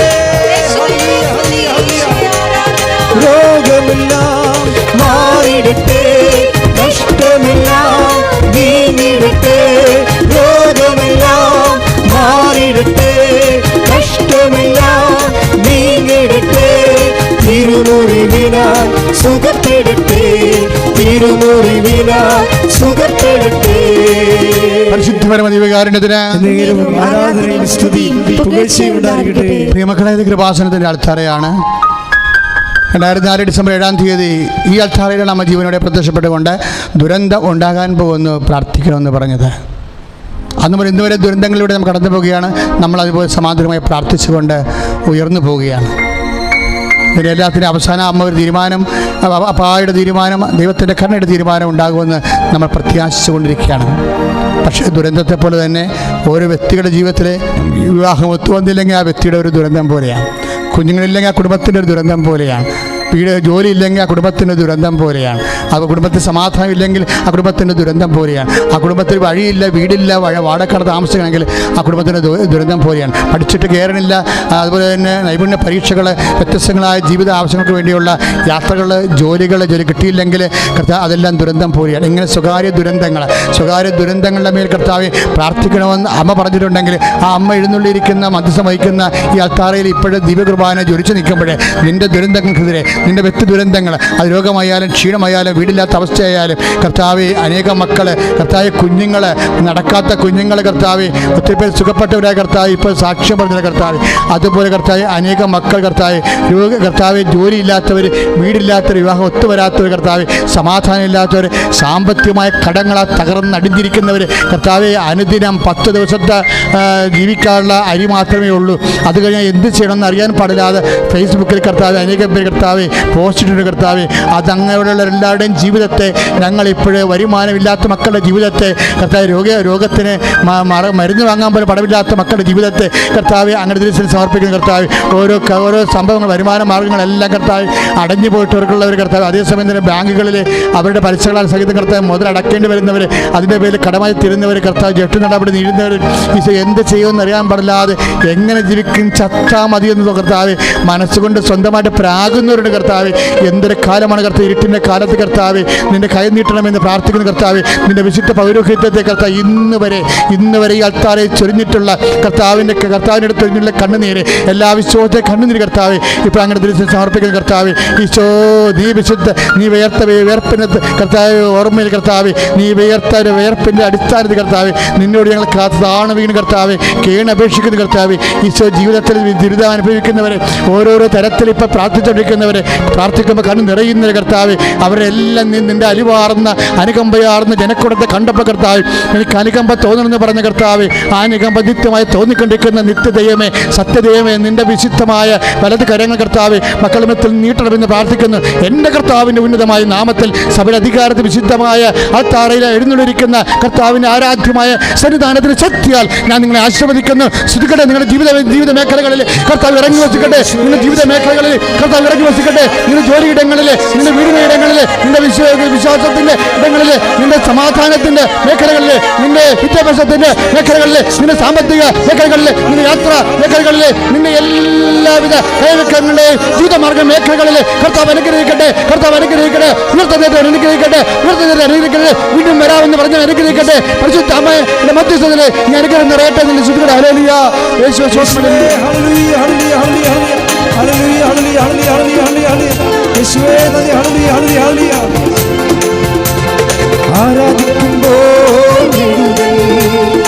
ആരാധിക്കുമ്പോൾ സൗഖ്യം, ആരാധിക്കുമ്പോൾ ആരാധിക്കുമ്പോൾ സൗഖ്യം, ദൈവന്റെ ആത്മാവിൻ സമാധാനം സന്തോഷം ദാനമായവൻ ദൈവന്റെ ആത്മാവിൻ സമാധാനം സന്തോഷം ദാനമായവൻ. പരിശുദ്ധ പരമദിവ്യകാരുണ്യത്തിന് ആരാധനയും സ്തുതിയും പുകഴ്ചയും ഉണ്ടായിരിക്കട്ടെ. പ്രിയമുള്ളവരെ, സമാപന ആശീർവാദം സ്വീകരിക്കുന്ന സമയമാണ്. എന്തെങ്കിലും മൗനമായി പ്രാർത്ഥിക്കാനുണ്ടെങ്കിൽ സമയമുണ്ട്, ഇപ്പോൾ പ്രാർത്ഥിക്കണം. എന്തെങ്കിലും കർത്താവിനോട് മൗനമായി സങ്കടപ്പെടാനും ഭാരപ്പെടാനും ഉണ്ടെങ്കിൽ അമ്മ നിന്നെ നോക്കുന്നുണ്ട്. പരിശുദ്ധ അമ്മ വഴി നിങ്ങളുടെ വേദനകൾ ഈശോയ്ക്ക് സമർപ്പിച്ചുകൊണ്ട് ആശീർവാദം സ്വീകരിക്കുക. കൃപാസനത്തിൻ്റെ ആരാധനയുടെ ലിങ്ക് നിങ്ങൾ എല്ലാവർക്കും ഷെയർ ചെയ്യണം. ഇപ്പം തന്നെ ഷെയർ ചെയ്യണം. നമുക്ക് ദൈവത്തിന് വേണ്ടി ചെയ്യാവുന്ന ഏറ്റവും വലിയ ശുശ്രൂഷയാണത്. അറിയാത്തവരറിയാൻ വേണ്ടി, എൻ്റെ അക്കൗണ്ടിലുള്ളവരെല്ലാം ഈ ആരാധന പങ്കെടുത്ത് അനുഗ്രഹം പ്രാപിക്കാൻ വേണ്ടി അവരെ ആശീർവദിച്ചുകൊണ്ട് നീ കർത്താവിന് വേണ്ടി പുണ്യപ്രവൃത്തി ചെയ്യണം. എന്നിട്ട് പറയണം, കർത്താവ്, എൻ്റെ ഈ ഷെയറിങ് കാരണം അങ്ങേ അറിയാത്തവരറിഞ്ഞ് അങ്ങേ അനുഗ്രഹിക്കാൻ, അനുഗ്രഹം സ്വീകരിച്ച് ആത്മരക്ഷ നേടാൻ ഇടയാക്കണമെന്ന് പ്രാർത്ഥിച്ചുകൊണ്ട് സുവിശേഷ വേല പോലെ നീ ഷെയർ ചെയ്യണം. ഇപ്പോഴേ നവംബർ 1-ാം തീയതി നമ്മുടെ അതിമനോഹരമായ രീതിയിൽ 30 ലക്ഷത്തോളം ജനങ്ങൾ ഇപ്പം തന്നെ കൂടെ പ്രാർത്ഥിച്ചുകൊണ്ട് അഖണ്ഡ ജപമാല മഹാറാലി എന്ന് പറഞ്ഞ ആ പ്രാർത്ഥനാ പ്രയാണം 31-ാം തീയതി പരിശുദ്ധ അമ്മയിൽ വിലംബം പ്രാപിച്ച അമ്മ പരിശുദ്ധ ഈശോമിശിഹാ വഴി പരിശുദ്ധ പിതാവിന് ദൈവപിതാവിന് സമർപ്പിക്കുന്ന വലിയ കാലങ്ങളിലേക്ക് നമ്മൾ കിടക്കുകയാണ്. നിങ്ങൾ ജപമാലയിൽ മുറുകെ പിടിക്കുക, പ്രാർത്ഥനയിൽ നിലനിൽക്കുക. ലോകമിഷന് വേണ്ടിയും കൊറോണ ലോകത്തുനിന്ന് പൂർണ്ണമായി പിന്തിരിഞ്ഞ് മനുഷ്യ മാനസാന്തത്തിൻ്റെയും ദൈവ അറിവിൻ്റെയും ജീവിതത്തിലേക്ക് ഇപ്പോൾ തിരിച്ചു വരാൻ വേണ്ടി പ്രാർത്ഥിക്കണം. നവംബർ 1-ാം തീയതി മുതൽ അതിനേക്കാൾ വലിയൊരു ശുശ്രൂഷ ആരംഭിക്കുകയാണ്. ജപമാലയുടെ കൂടെ തന്നെ വീട്ടിലൊരു ദിവ്യസക്രാരി 24 മണിക്കൂറും ദിവ്യകുർബാന നിത്യകവാടം തുറന്നുകൊണ്ട് ദിവ്യകുർബാന നിത്യാരാധന എവർ ലൈവ്. നിൻ്റെ മൊബൈൽ തുറക്കുമ്പോൾ 24 മണിക്കൂറും ജീവനോടെ നിൻ്റെ കണ്ണുനീരും നിൻ്റെ വിഷമവും വേദനയും ഏറ്റുമേടിച്ച് നിന്നെ ആശ്വസിപ്പിക്കാൻ അൾത്താരയിലെ ദിവ്യകുർബാന പ്രതിഷ്ഠിക്കപ്പെട്ട് ആശ്വാസത്തിൻ്റെ വലിയ ദിനങ്ങൾ നമുക്ക് തുടങ്ങാൻ പോവുകയാണ്. കേരളത്തിലുള്ള പ്രധാനപ്പെട്ട അഭിഷിക്തരെല്ലാം ശുശ്രൂഷ ചെയ്യുന്നവരെല്ലാം 150 ശുശ്രൂഷകരാണ് ഈ അച്ഛന്മാർ, പിതാക്കന്മാർ, വൈദികർ, ബഹുമാനപ്പെട്ട സിസ്റ്റേഴ്സ്, ആത്മീയ പ്രേക്ഷിതർ, ശുശ്രൂഷകരെല്ലാവരും നയിക്കുന്ന വലിയ അഭിഷേക ആരാധനയാണ് നവംബർ 1-ാം തീയതി പോലും നടക്കുന്നത്. ഇത് വലിയൊരു ദൈവാനുഗ്രഹമാണ് നമുക്ക് ലഭിച്ചിരിക്കുന്നത്. അഭിനന്ദ പിതാവ് ആലപ്പുഴ രൂപതാധ്യക്ഷൻ ജെയിംസ് സനാർമൽ പിതാവ് രാവിലെ കൃപാസ്ഥാനത്തെ ബലിയർപ്പിച്ചുകൊണ്ട് നമ്മൾ നവംബർ മാസത്തെ വീട്ടിലൊരു ദിവസക്രാരി എന്ന വലിയ ആരാധന ശുശ്രൂഷ 1 മാസത്തെ രാവും പകലുമുള്ള നിത്യാരാധന ആരംഭിക്കും. നിങ്ങളെല്ലാവരുടെയും ഇന്നുമുതൽ തന്നെ സബ്സ്ക്രൈബ് ചെയ്യാത്തവർ അച്ഛൻ്റെ യൂട്യൂബ് ചാനൽ സബ്സ്ക്രൈബ് ചെയ്ത് അത് ഷെയർ ചെയ്ത് മറ്റുള്ളവർക്ക് കൂടി ആരാധന പങ്കെടുക്കാൻ പറ്റുന്ന രീതിയിൽ ഈ ശുശ്രൂഷ വലിയൊരു ദൈവാനുഗ്രഹമൊക്കെ മാറ്റാൻ ദൈവം നിങ്ങളെ സഹായിക്കട്ടെ. സമാപന ആശീർവാദത്തിനായി മുട്ടുകുത്താം.